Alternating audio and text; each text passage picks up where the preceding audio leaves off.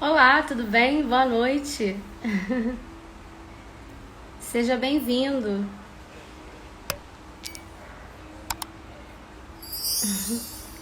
A todos vocês que estão entrando agora, sejam bem-vindos para mais uma noite, mais uma live, um gole de ciência.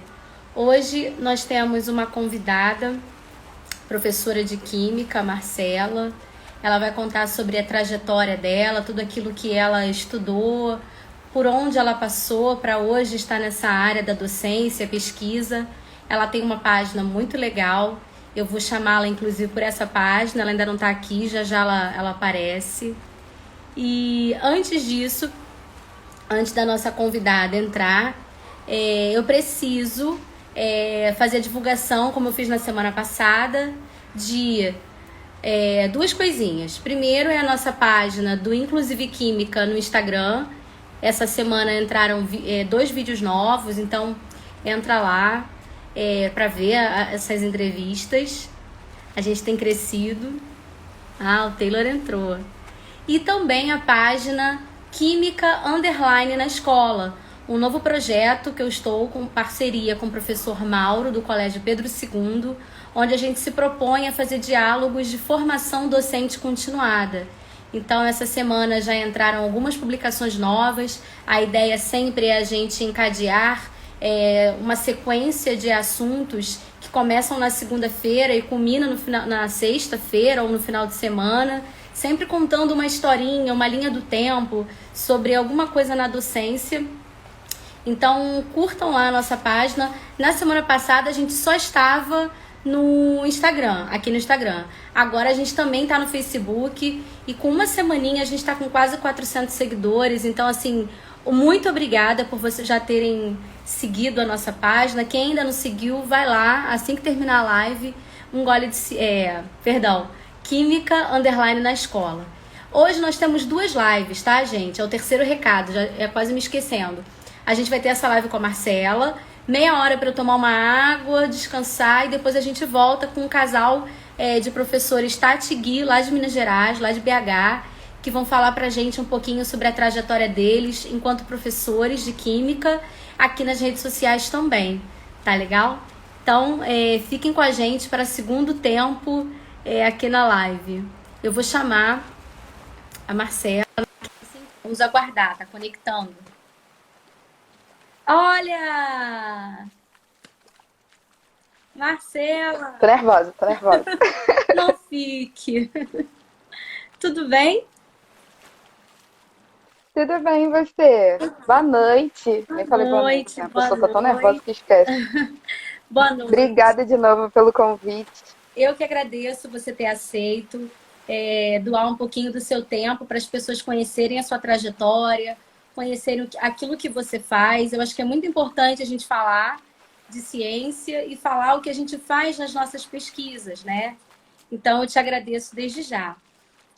A gente vai falar sobre várias coisas, mas eu gostaria também que nas perguntas você falasse, eu já vou começar, se desde pequena, Marcela, você já tinha essa curiosidade com ciência, se você já tinha essa predisposição, vamos colocar assim, aí para a área científica, ou se isso cresceu só no ensino médio, se a escola que você estudou influenciou isso de alguma forma. Marcela é aluna, Spoiler, foi spoiler. aluna, né? Lá do Instituto de Educação. Eu dei aula para o seu irmão durante os 3 anos do ensino médio dele, né? Então eu conheço pai, mãe, conheço todo mundo. Então, Já é da família. isso. Então fala pra gente, Marcela, primeiro, né?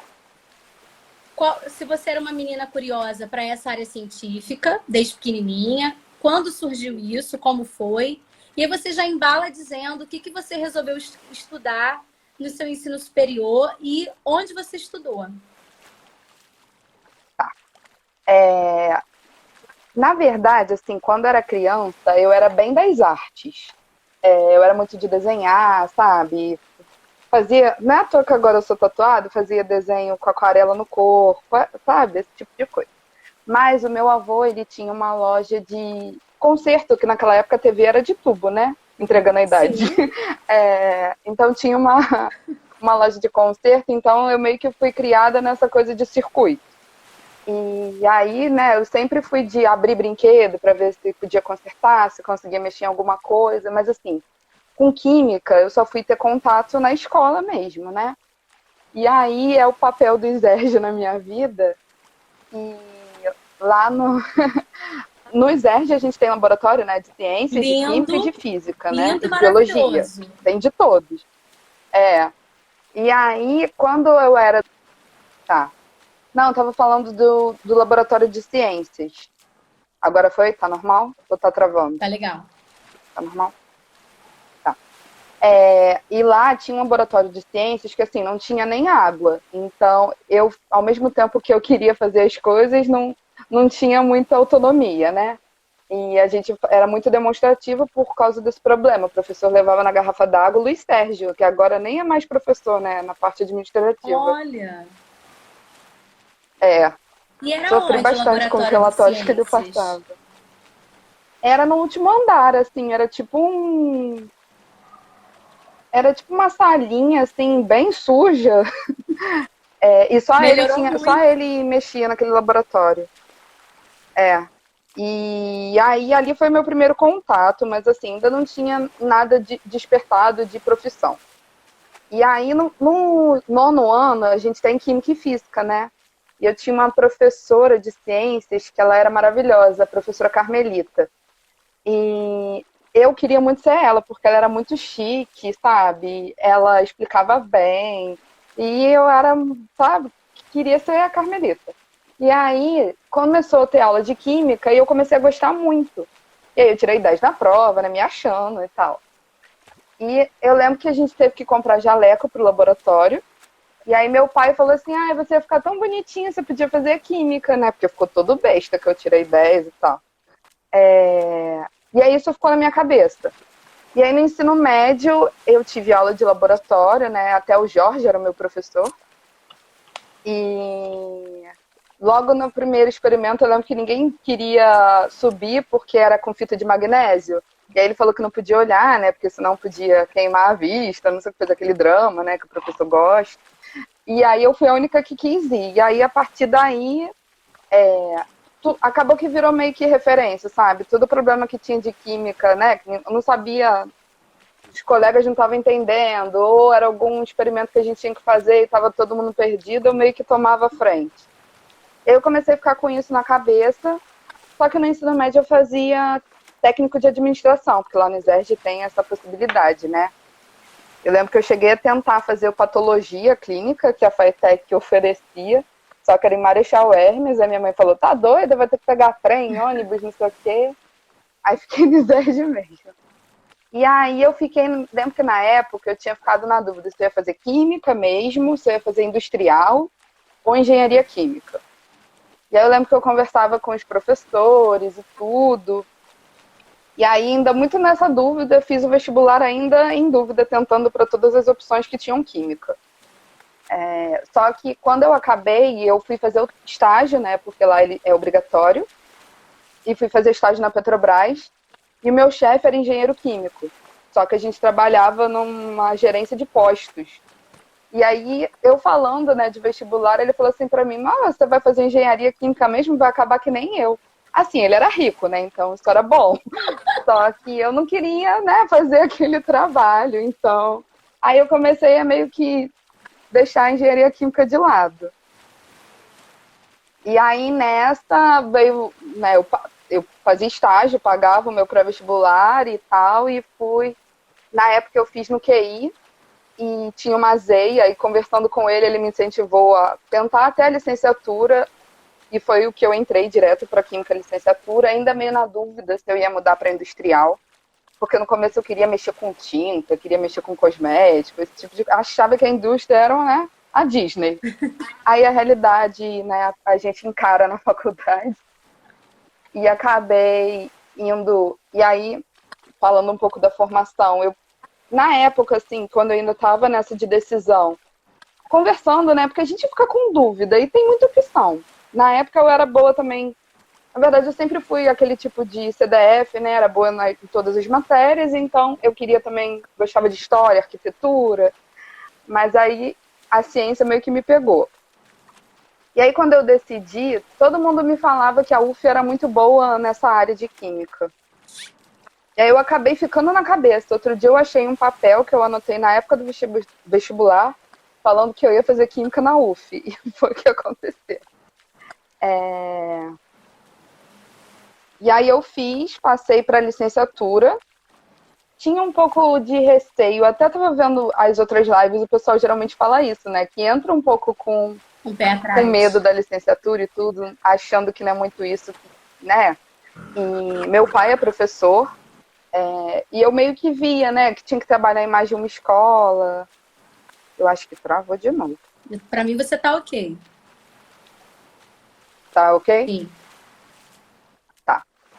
Não, porque às vezes tá oscilando a internet, aí eu botei até para ficar mudando pro 4G, senão já era. Eu também coloquei no 4G. Começou a ventar. Quando começa a ventar, a internet fica... É fogo. Mas aí, quando eu passei tudo... Você estava falando do seu pai, professor. Eu via isso, né, do meu pai.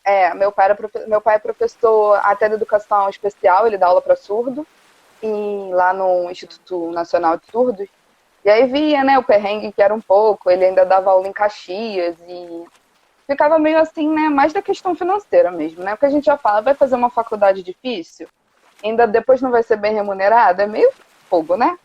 Mas fomos. Aí eu falei, vou deixar levar, vou ver o que é.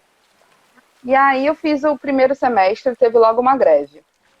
Ficamos 4 meses em casa. Eu cheguei a voltar a trabalhar com administração, cobri a licença da minha antiga chefe, mas vi que não era mesmo o que eu queria. E aí voltei, né? Continuei a faculdade e tudo. E eu lembro que eu tinha uma professora que falava, que eu sempre falei que eu ia começar trabalhando na indústria, e quando eu ficasse, né, mais velha e tal, eu ia dar aula, porque eu sempre tive essa vontade. Era meio que um plano B, né? Uhum. E muita só gente que aí, faz isso. Aí o que aconteceu? No segundo ano da faculdade, eu abri o PIBID, que é o Programa de Iniciação à Docência, e os meus amigos falaram, tenta, porque, né, vai você ver se você gosta mesmo ou não, porque eu já estava meio indecisa, já tinha me apegado às matérias de educação. E aí fui, e aí foi um caminho sem volta. Fiquei quase 4 anos no PIBID. A professora Márcia Narciso e a Eluzi Pedrazzi eram as minhas orientadoras. A Márcia até foi do meu TCC, ela com o Antônio, do Universidade da Química.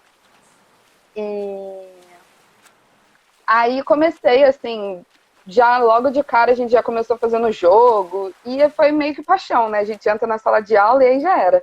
O bicho pica. A gente é escolhido, né?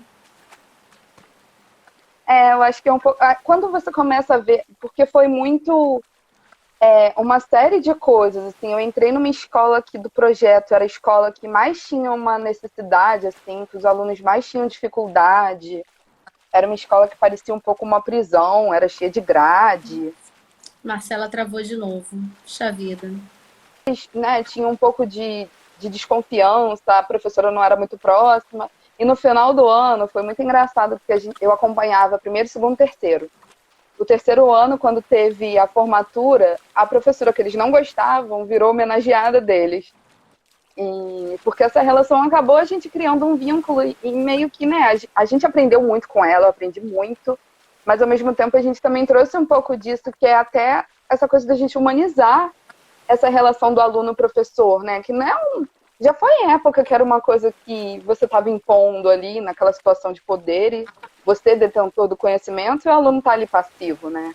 Então, trazer também um pouco isso, porque a gente era muito... Eu tinha idade, aluno do segundo ano, que tinha a minha idade. Muito novinha, né? Na época. Mas e aí? Aí você terminou o estágio que você fez, né? E se formou na licenciatura. E aí você foi dar aula Uhum. ou você resolveu fazer mestrado? Como é que foi a sua trajetória? Eu fiz o PIBID, aí eu ainda fiz estágio num colégio, né, particular, no Rio. Fiz 2 anos de estágio, depois ainda entrei num outro. Mas aí quando acabou a faculdade, assim, quando eu estava terminando o TCC, eu já emendei no mestrado, assim, eu fiz o processo do mestrado ao mesmo tempo que eu estava escrevendo no TCC. Meio muito às cegas, assim, porque eu sempre tive na cabeça, quando eu decidi a licenciatura, e aí eu também fui fazer estágio no IFRJ, e aí abri o olho, né? Falei assim, é isso que eu quero. Eu quero dar aula nesse lugar, que eu tinha autonomia para fazer os projetos, sabe? A gente tinha um Qual a idade laboratório que que era você melhor que o fez? da UF, São Você fez Gonçalo. mais São Gonçalo. Ah, é porque é perto da Fiz UF, São né? Gonçalo, fiz com o Antônio. Ah, que legal. Isso. Foi, aí o meu TCC foi até lá, foi com eles. E foi até tipo um júri simulado falando de armas químicas, assim, quando eu ia ter disponibilidade para fazer isso, né? É. E aí eu fiz o processo seletivo ao mesmo tempo, e aí eu lembro que eu defendi acho que 20 de julho, quando foi dia 31 eu já estava na aula do mestrado. Nossa. E é, e aí foi meio punk, né? Eu acabei o mestrado ano passado, eu fiz em divulgação da ciência, saí um pouquinho da química no Mas aí mestrado, você não fez na porque UF, estava meio né? saturada. Você fez aonde o mestrado? Oi. Onde você fez o mestrado? Eu fiz na Fiocruz. Certo, Fiz na Fiocruz. Era um mestrado novo, assim, agora ele já tem mais tempo, mas era a segunda turma. certo. É vinculado ao Museu da Vida, bem assim, né? Não fugi muito do ensino de ciências, a divulgação da ciência e da saúde, mas tive muita matéria sobre educação em museus, educação não formal. Sim. E aí, você tá lá até hoje na Fiocruz? Agora eu tô como bolsista de pesquisa do INSTT, que é um instituto de pesquisa lá da Fiocruz ligado a essa parte de divulgação da ciência. E as aulas, inclusive, gente, mandem jobs, não mentira. É, eu tô dando aula em pré-vestibular social, assim, já desde o ano passado. Porque no mestrado, como eu entrei como bolsista, tinha aquela coisa do vínculo, né, empregatício e tudo mais. E ai, eu sou meio chata com essas coisas de. Eu me sentia mal estando recebendo bolsa e ainda ficar correndo atrás de mais coisa, sabendo que tinha gente ali que não tinha conseguido e estava se dedicando integralmente, mesmo sem ter dinheiro, sabe? Aquele negócio de meio que de ética. Sim. Então eu falei, não, eu tô ganhando dinheiro para me dedicar exclusivamente a isso, então o máximo que eu fazia era dar aula particular. Falei, também estava muito cansada, porque a faculdade é um negócio desgastante, né? Ainda mais de química. É. E na UF, eu fiz em 5 anos, mas na verdade era até mais tempo, porque eu fiz noturno, mas eu ia pegando tudo o horário que dava. E eu saí muito cansada, assim, exausta mesmo. Psicologicamente, tudo, eu não tive nenhum problema assim, grande durante a faculdade, mas eu estava precisando de um tempo, não parada, né, porque eu continuei fazendo as coisas, mas diminuindo um pouco o ritmo. Então, no começo, eu fiquei dedicada mesmo ao mestrado, até porque era uma área completamente nova para mim. E aí, quando começou o segundo ano, eu fiquei mais tranquila, né, comecei a dar mais aula particular e tudo. Mas cheguei a dar uns projetos de verão, sabe? Que é durante as férias. Uhum. Mas eu não voltei para a sala de aula. Aí eu comecei no pré-social, porque eu fiquei muito frustrada. Bateu um negócio que eu comecei a sentir muita falta da sala de aula, de mesmo estando bem no mestrado, na pesquisa, eu não estava me sentindo eu, sabe? Aí eu fui para terapia e tudo. Acontece. É.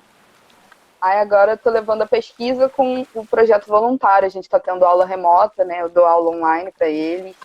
É o Providenciando o Futuro, até quem quiser conhecer o trabalho, é bem legal. É aqui no Morro da Providência, na verdade, num galpão que tem ali indo para Novo Rio. E aí tá sendo bem legal, assim, o projeto. Eles estão até bem focados, é muito bonitinho ver. Coisa boa. É um bom retorno, né? Sim. E vocês vão assim até o final do ano, por conta da pandemia, né? Digo assim, de maneira virtual, certo? Online. É, é. A gente fez até a coordenação fez perguntando aos professores, né? Ninguém quis voltar presencial.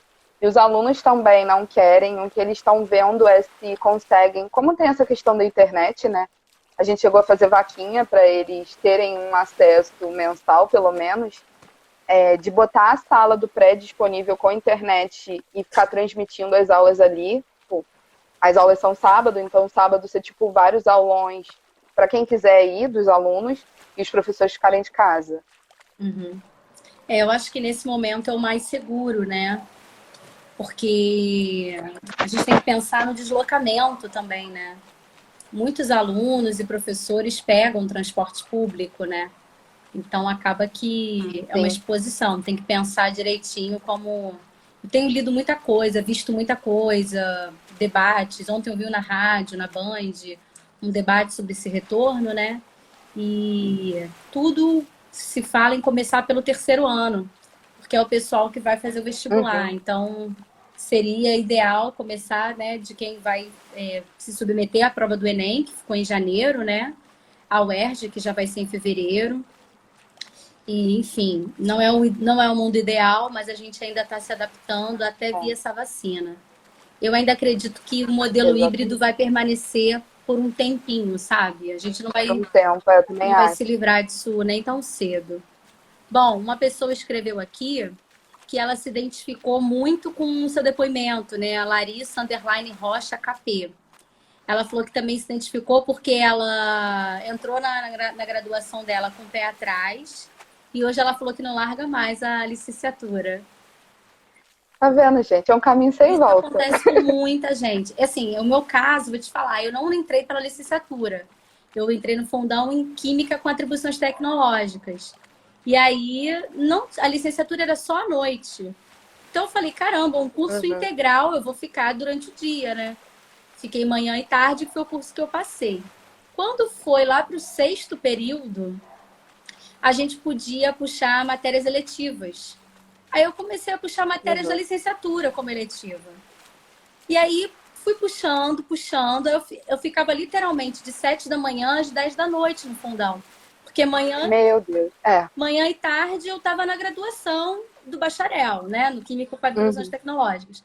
E aí, pesquisa, atividade de iniciação científica.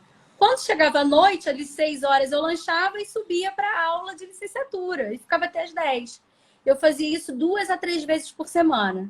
E aí, quando eu colei grau na Química, mais um ano eu terminei a licenciatura. Eu já estava no mestrado e terminei a licenciatura. Foi tudo meio que... Cheguei a trabalhar na Eu também indústria. ficava. A UF era a minha segunda casa. Eu falo que eu vinha para casa só para dormir. É, Ainda mais que era Niterói, né? Eu moro no Rio. é.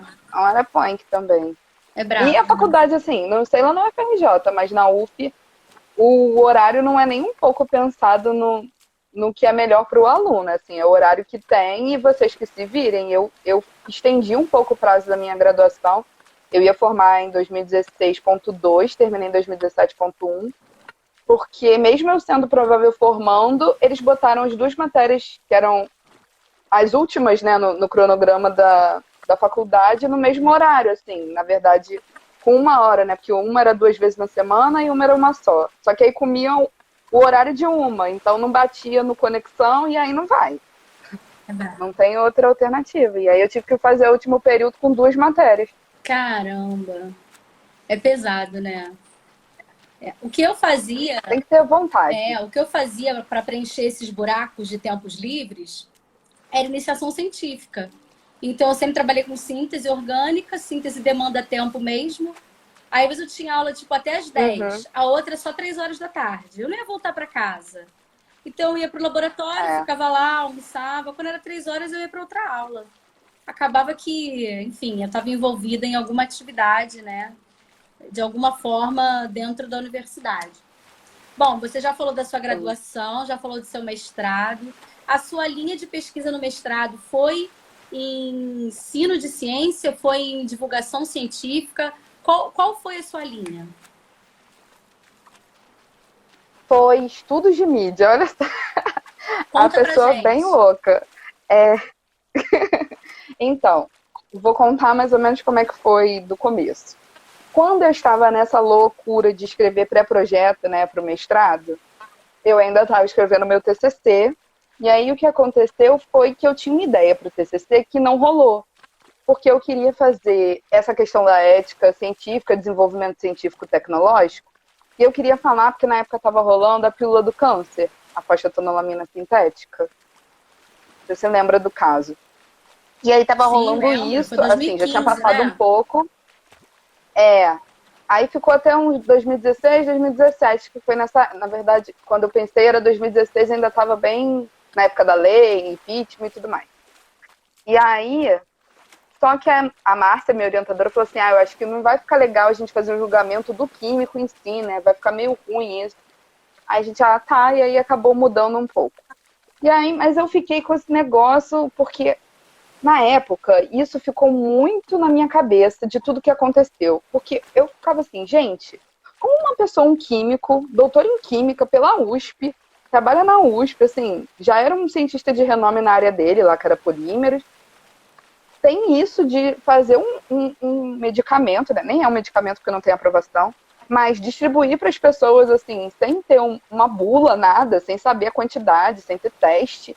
E isso, assim, por 20 anos, e a faculdade fecha os olhos, e na época só ficou assim, eu fiquei tipo, meu Deus, sabe?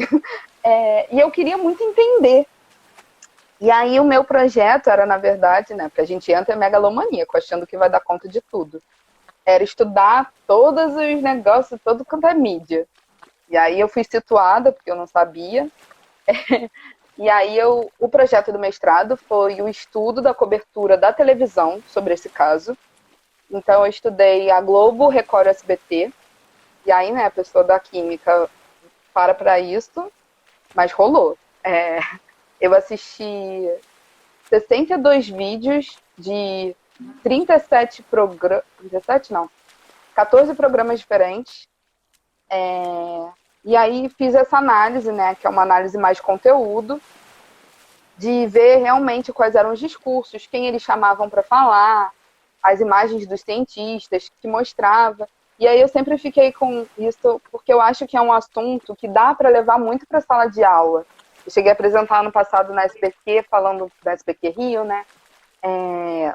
Que eu acho que é um debate, né? De repente uma controvérsia, algum tipo de dinâmica assim, de metodologia mais ativa e tal, para trazer esse debate do papel do químico da sociedade, porque é isso que aconteceu nesse caso, né? A gente acha que porque está no laboratório e tudo, a gente está muito distante, mas quando a gente toma a frente, né, por exemplo, a gente tem uma questão de credibilidade muito grande. Quando a gente bota um jaleco branco, é quase uma capa de super-herói. Não é à toa que quando você vai ver propaganda de remédio, está lá, cientificamente comprovado, que sempre tem um cientista falando alguma coisa. Então, quando um químico, né, fez um remédio dentro da universidade pública, está distribuindo por aí, lógico que ele está rompendo o sistema e aquilo ali que é a cura de verdade. E aí, né, fazendo esse estudo, acabou que eu vi que tinha muita imagem de cientista, assim, tipo, 200 e poucas imagens. Só que quando a gente ia ver, tipo, 22 tinham sido entrevistados no total. E aí, a maioria que era entrevistada era paciente. E desses que eram entrevistados, no geral, era esse cientista, né, que tinha feito a pílula e tal. E a gente viu que, na verdade, os cientistas eram usados meio que para cobrir aquela imagem de fundo, né, do repórter e tudo mais. Nenhum conselho regional de química, de farmácia, nada disso foi chamado para falar sobre o caso. Era muito mais essa questão emocional e do drama do paciente, né? E essa coisa da descoberta, até do método de fazer um medicamento, um fármaco, que é uma coisa que a gente ainda tem que discutir muito, porque, né, cloroquina agora. E então, assim, esse tipo de estudo é o que a gente fala que, né, pode até parecer meio, nossa, vai analisar a televisão, né? Mas no final das contas é o que faz com que a gente veja como a mídia está retratando, porque no Brasil a televisão, né, fez 70 anos até hoje, ainda é o principal fonte de informação dos brasileiros. A gente está aqui, né, no Instagram, a rede social ainda ganha muito, está ganhando muito espaço, Mas se a gente for olhar para dentro do Brasil, locais que a internet ainda não é muito boa, não adianta, a televisão é a porta de entrada, né, das informações científicas, às vezes a escola não tem tanto acesso e tudo mais. E esses estudos ajudam também a gente ter esse panorama até de como os cientistas podem melhorar, né, na sua comunicação, como eles podem se portar e até fazer essa reflexão mesmo, né, de como a gente tem importância nesse processo, como os nossos atos vão fazer diferença. Sim, sim, com certeza.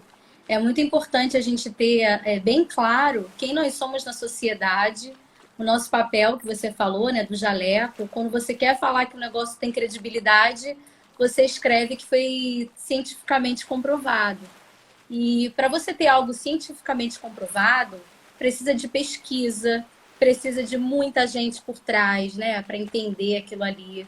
E precisa de investimento, né? A gente está em casa nesse período pandêmico querendo vacina, e essa vacina virá certamente de uma universidade, de um centro de pesquisa da área da saúde, né? Claro, com biólogos, químicos, engenheiros e todas as pessoas aí envolvidas em pesquisa, mas não é da noite para o dia. Eu acho que esse momento da gente estar em casa, né, impedido de sair, eu acho que de alguma forma parte da população começa a refletir a importância de se investir em ciência. Há um ano, talvez, um ano e meio, fomos julgados de que fazíamos balbúrdia nas universidades e que gastávamos dinheiro público, né? Mamávamos nas tetas do governo. Hoje está bem claro quem mama na teta do governo e está bem claro que quem deveria estar sendo bem pago para fazer pesquisa e ensino está aí travado, né? Pelo próprio sistema. Então, assim, esse momento de que a gente pensar numa vacina não vai ser da noite para o dia, né? A gente tem que ter isso muito claro. Não acredito que em janeiro do ano que vem esteja todo mundo vacinado, por mais otimista que eu seja. Eu acho que a gente vai conseguir isso plenamente em abril a junho do ano que vem. Isso, assim, sendo muito esperançosa, muito otimista. Uhum. Mas eu acho que foi um momento de reflexão. Eu acho que a sociedade como um todo, ela parou para pensar, sabe? Eu acho que estava tudo muito acelerado. A gente estava muito acelerado no nosso próprio dia a dia, sabe? De trabalho, de sai daqui, entra ali, faz aquilo. E a gente não refletia sobre a nossa ação na sala de aula, no trabalho, na pesquisa. A gente estava muito no automático, no piloto automático. E ficar em casa, infelizmente, tanta gente faleceu por conta dessa doença danada, mas quem pôde fazer a quarentena, que eu acho que é um privilégio de quem pôde ficar em casa, né, e não ter que ir para a rua, a gente pôde refletir sobre tudo isso, sabe? Refletir sobre as nossas ações, o nosso trabalho, a função dos cientistas na sociedade e até mesmo a própria universidade abrir diálogo para o público. Porque muitas das vezes o cientista ele quer falar só para os seus pares, numa linguagem muito acadêmica que só quem entende são os seus pares. Eu acho que quando a gente aperta a tecla SAP daquilo que a gente está fazendo para o público leigo, para o público em geral, entender o que a gente está falando, só quem ganha somos nós. Porque a gente até mostra a importância daquilo que a gente está fazendo na universidade. Né? A gente não está fazendo brincadeira, não é balbúrdia, não é nada disso.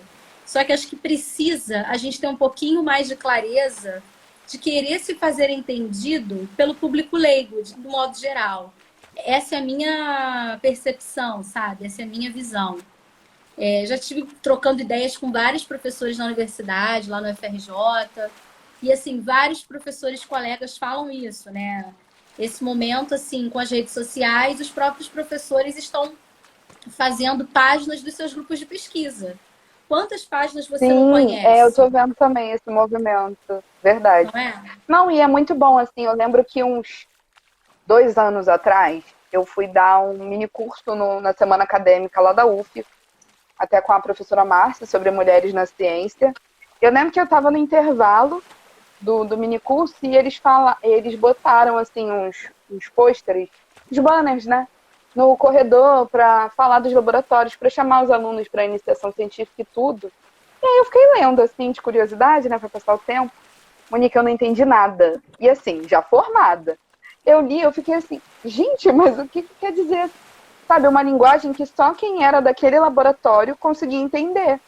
E era uma coisa que nem era para o público geral, sabe? Era para o público da universidade. Só que, assim, um calouro não ia ter condição de entender nada. Ia ver só as figuras e... Mas uma linguagem extremamente rebuscada.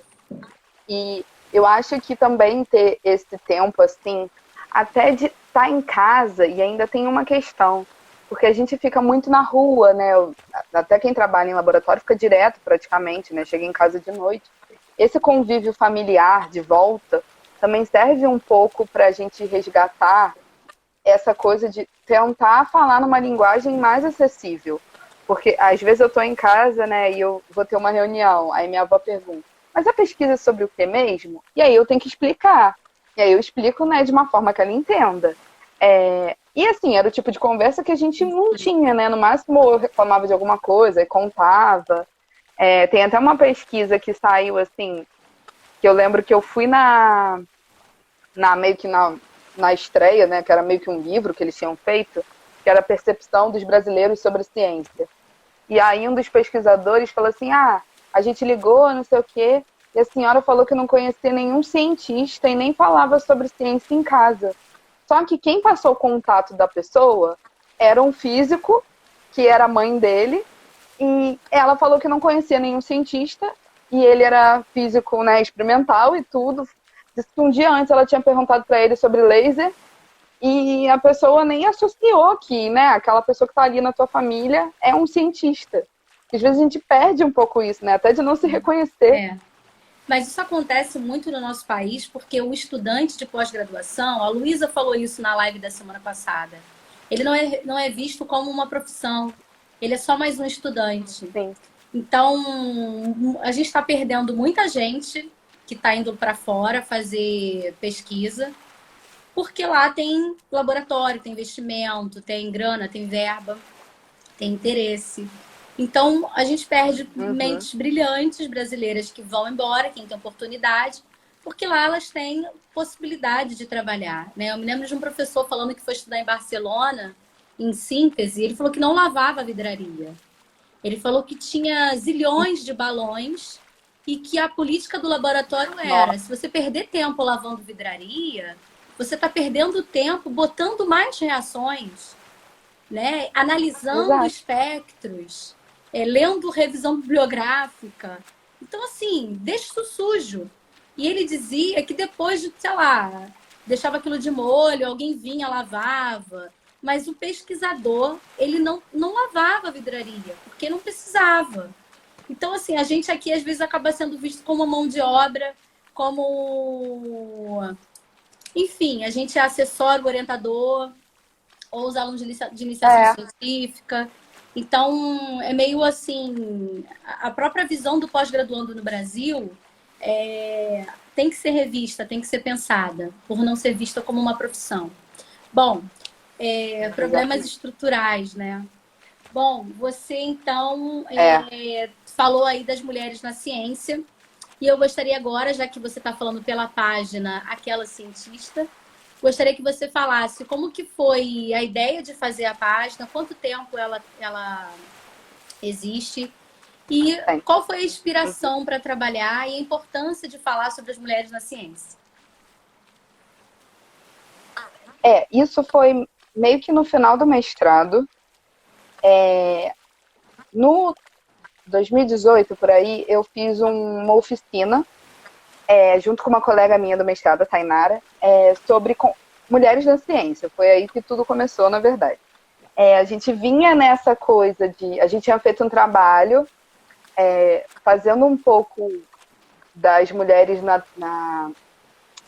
nas histórias. A gente fez da vilã da Mulher Maravilha, a Doutora Veneno, que é uma química. A gente fez junto com o Fernando, era um projeto de disciplina, e aí a gente começou a ler muito sobre a representação de cientistas mulheres no cinema. E era um universo que eu nem sabia que existia. E aí você vai entrando num texto, vai caindo em outro, e aí começa, né? E aí eu comecei a estudar um pouco disso, da representação feminina na ciência. E aí a gente, né, nós duas, a gente ficou meio querendo fazer alguma coisa. A Tainara é socióloga, e a gente fez uma oficina, então, que era mais para as crianças. de contação de histórias, que a gente contava história. Acho que eu tô até com um negocinho aqui. Tem até um folhetinho, ó. Não sei direito. Que aí é a história de 3 cientistas. A gente fez meio que da Hipátia, que é na época lá do Egito e tal. A Berta Lutz, que é brasileira, feminista, maravilhosa, voto feminino. E a Keiana Cave, que é uma engenheira química super novinha, assim. Ela agora tem 22, né? 22 anos, mas antes ela era mais nova. Americana, que assim, ela tem uma startup, ela estuda questão de medicação anti-gravidez e tudo, né? Mas sem hormônio e tudo mais. É super coisa da causa ambiental. Enfim, e aí a gente contava a história dessas cientistas e depois fazia bonecas com as crianças, assim, com barbante. E a gente fez na Semana Nacional de Ciência e Tecnologia. E aí foi legal, assim, as crianças vinham todas animadas, no geral eram crianças de escolas públicas e tudo mais. A gente chegou a atender um grupo de... não gosto dessa palavra, mas eles falaram pra gente que era menores infratores, né? Mas enfim, me veio outro nome na cabeça. Não vamos falar isso, mas era. E foi bem legal, assim, a gente não sabia, então não rolou nenhum tipo de, sabe, de repente um choque, alguma coisa assim. E teve até um menino que saiu super empolgado, tinha feito 3 bonecos, não sei o quê. E aí, nesse meio tempo, veio essa mini curso com a Márcia, que era de bruxas às cientistas, que era falando, né, de como as mulheres curandeiras tinham domínio das ervas, viraram as bruxas, foram queimadas, e aí, a partir do momento que a ciência virou algo institucionalizado, virou uma coisa masculina, e as mulheres foram deixadas de lado, viraram um anônimo das coisas, e até chegar, né, hoje em dia, com as índias e tudo mais. E aí a página, no final do mestrado, a gente conversava muito que a gente sentia um incômodo muito grande da gente estar estudando divulgação da ciência, a gente está pesquisando divulgação da ciência e não está botando nenhum projeto em prática, sabe? Você está falando de divulgação da ciência, mas você mesmo não está divulgando. E aí veio essa questão de, poxa, eu estava lendo tanta coisa interessante, tanta coisa que eu acho que podia servir para alguém. Eu falei, vou criar, e tanto que demorou para engrenar, porque era muito, quando eu tivesse afim, eu botava alguma coisa lá. E aí o nome meio que surgiu, porque teve uma pesquisa, essa pesquisa da percepção de jovens cientistas, a gente viu, né, no resultado dela fala que a maioria dos brasileiros não sabem falar o nome de um cientista brasileiro. E quando falam, ou é Oswaldo Cruz, ou é... acho que era mais Oswaldo Cruz ou Carlos Chagas, não tem nenhum outro nome assim.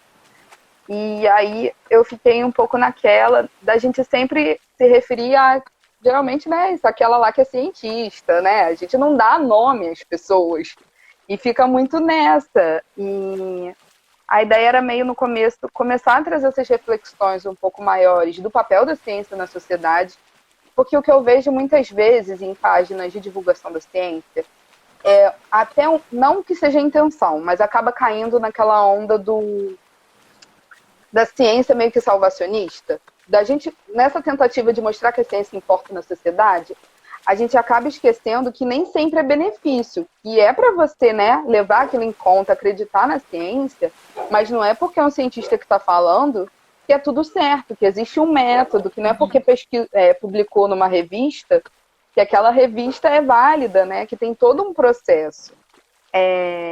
Então, também trazer essa reflexão que nem tudo são flores, como qualquer área que tenha seres humanos trabalhando, existem pessoas, né, que vão agir bem, seguindo o método, e tem pessoas que não, existe pseudociência, e por aí vai, né?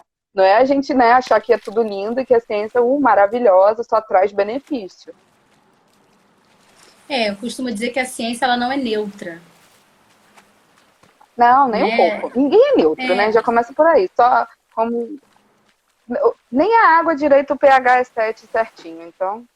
A ciência, ela é feita por pessoas. E as pessoas, elas sempre vão se colocar politicamente e tal. E eu falo assim, se a gente for pegar ao longo Exato, da não tem história, como. quantas armas de guerra foram feitas por químicos que estavam aliados àquela guerra. Então, ele deu o saber dele para aquela guerra, para aquele problema ali. Assim como tantas pessoas se colocam a serviço da cura de uma doença. Então, né, e até mesmo nesse período agora, quem conseguir vamos botar a vacina, quem conseguir a cura vai entrar para a história, vai ganhar fama, vai ganhar dinheiro. Então, assim, tem muita coisa também que é para benefício próprio. Sim, é claro que todo mundo vai se beneficiar, lógico. mas eu tinha um professor que dizia que o cientista era vaidoso por natureza, porque ele achava lindo aquilo que ele fazia, a sua própria invenção, e meio que ele era narcisista, né? Quem não fizesse igual a mim não prestava. E aí eu concordo com a visão dele, mas não acho legal, assim, não é bom. Porque eu acho que quando você fica enfeitiçado pelo que você faz, você perde a questão crítica e você não evolui, né? Você fica sempre ali achando que aquilo é maravilhoso e é aquele professor que dá as aulas com as mesmas listas, com as mesmas folhinhas de há 20 anos. Pô, não é possível que em 20 anos, cara, não tem nada de novo para você apresentar dando esse conteúdo, né? Eu tinha um professor, quem é da UF que estiver assistindo isso vai até saber, não precisa nem falar nome. Que às vezes a gente via a folhinha amarela, 1982 estava escrito em cima. E falava que se um dia o carbono descobrissem que tinha 5 ligações, ele se aposentava. Então, é esse tipo, né, de coisa que a gente tem que lidar. Também não é assim, né? Você vai se reinventar, gente, pelo amor de Deus. Com certeza. Na ciência, então, não existem certezas, né? A gente está sempre levando porrada na cara, essa que é a verdade. Não, e a gente, quando estuda modelo atômico, né, eu acho tão interessante a gente fazer uma linha do tempo, porque eu gosto muito de começar pelos primeiros pensadores, né, os atomistas. E aí, quando a gente constrói, né, tanta coisa já descobriram dentro do átomo, tantas partículas, tantas... Imagina se ficasse parado nos primeiros pensadores, né? Olha, é indivisível o átomo. Acabou. Não tem mais nada que a gente possa fazer. Ninguém toca mais nisso. Né? E acho que muitas... A própria tabela, né? Que se tivessem parado, não tinha nem tanta linha. Sim. Assim. E eu acho que muitas certezas que a gente tem hoje na ciência, daqui a 10, 20 anos, talvez não sejam mais certezas. Vai mudar. E que bom! Eu acho legal muito. Eu gosto muito da história do Mendeleev, quando ele fala da tabela periódica. Lacunas na tabela para aqueles elementos que ele não tinha descoberto. E ele dizia assim: um dia vão descobrir e vão preencher. Talvez eu não esteja vivo para ver. Eu acho isso muito legal. É tipo assim, uma fé na ciência, né? Tipo assim, alguém vai descobrir isso, alguém vai fazer, vai colocar. Tá tudo certo, né?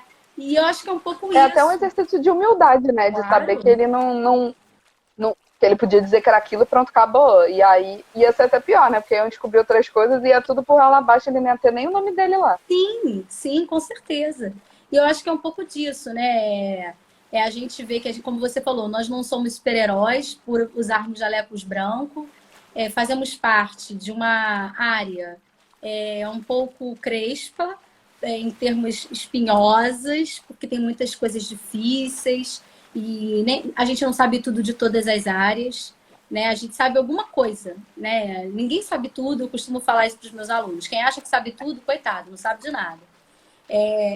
Porque ninguém sabe tudo, né? Então, não tem como. Eu falo assim, nem dentro de síntese orgânica, que é a minha área, eu não sei todas as reações químicas.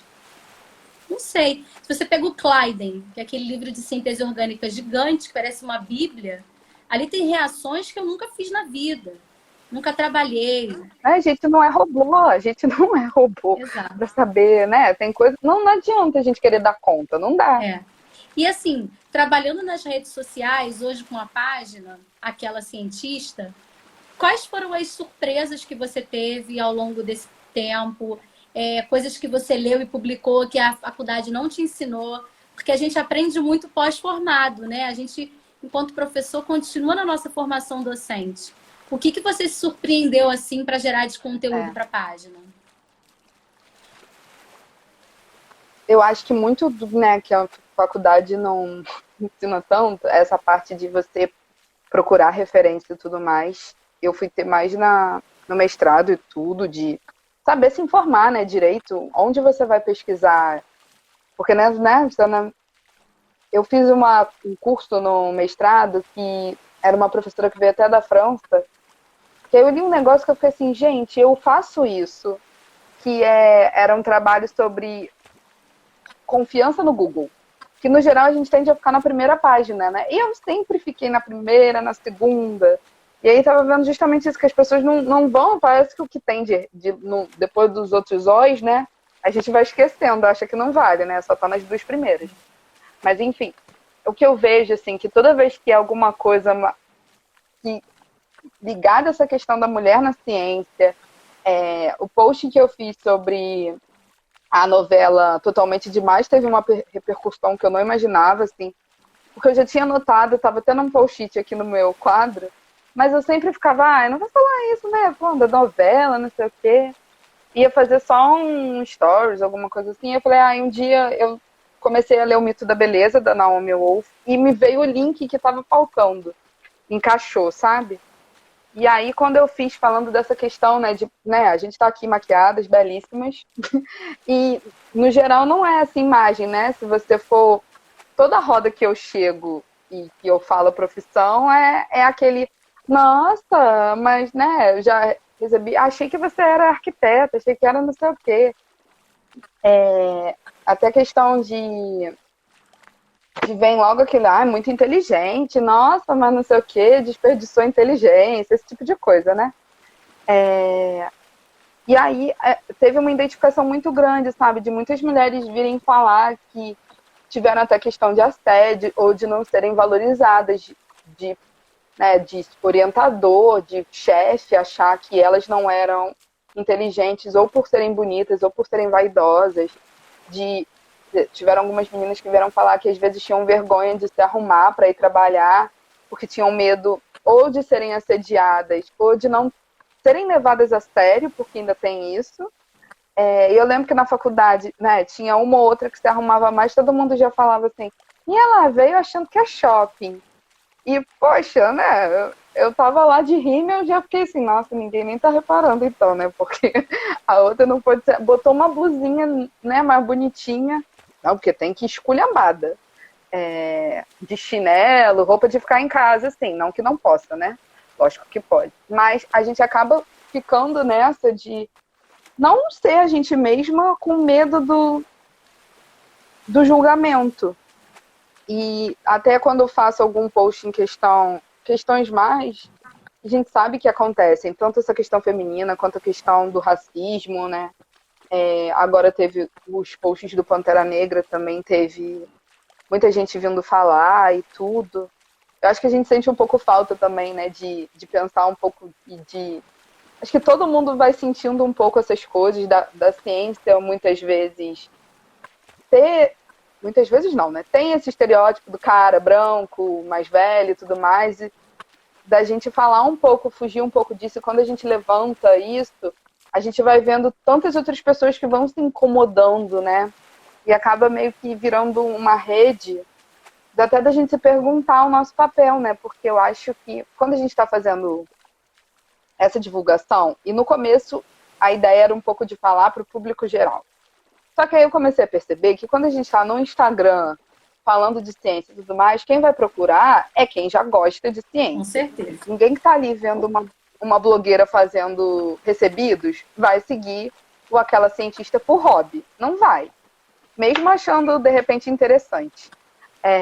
Então, quando eu entendi que, no geral, o meu público já era um público ou que está na graduação ou que quer seguir carreira, ficou um pouco mais fácil de entender que temas tratar, assim, da gente trazer essa reflexão até para quem está se formando e quem trabalha com isso, porque a gente acaba caindo no que você falou, né, no automático, porque para a gente é normal ficar direto no laboratório, falando sempre com o mesmo ciclo de amigos que são, né, meus amigos são todos, a maioria, né, os da faculdade são todos químicos ou engenheiros, então a gente acaba caindo um pouco nessa no mestrado também, apesar daí eu tive pessoas de outras formações, né, Mas a gente acaba ficando um pouco nessa bolha, né? E aí pensar também que a gente, no mestrado, eu tive uma desconstrução muito grande dessa imagem do cientista não estar acima, não que eu achava que o cientista estava acima de ninguém, né? Mas até de pensar essa questão dos estereótipos de gênero, que no fundo a gente sempre sabe, mas não tinha noção de que era pior do que eu imaginava, assim. Sabe? Uhum.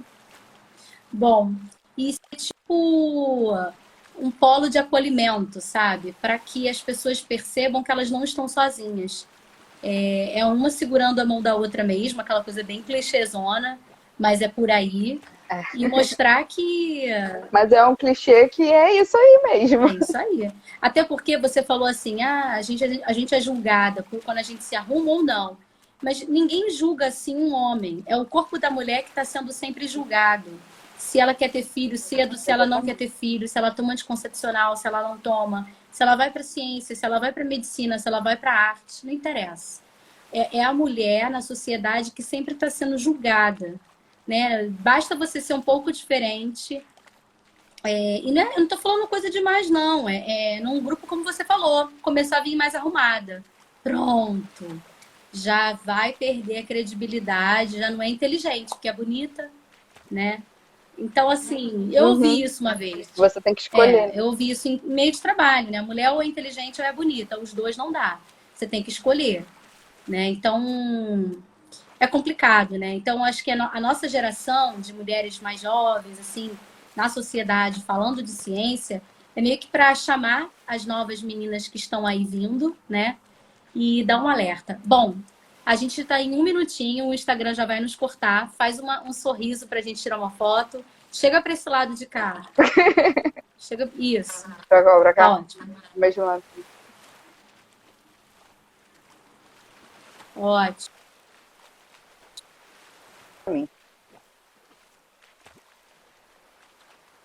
Obrigada pela sua atenção, seu tempo, sua conversa. Eu que agradeço. Daqui a algumas semanas ela vai lá para o YouTube do Inclusive Química. A todos vocês que ficaram nos assistindo até agora, muito obrigada pela parceria, pela presença. Daqui a meia hora a gente vai ter mais uma live com o casal Gui e Tati, lá de BH, que vão falar aqui com a gente sobre a trajetória e o trabalho nas redes sociais com o ensino de Química. Um beijo, ou muito obrigada. Manda um beijo para os seus pais, para o seu irmão. Pode deixar. E até breve. Beijinho. Tchau, tchau. Obrigada, Monique.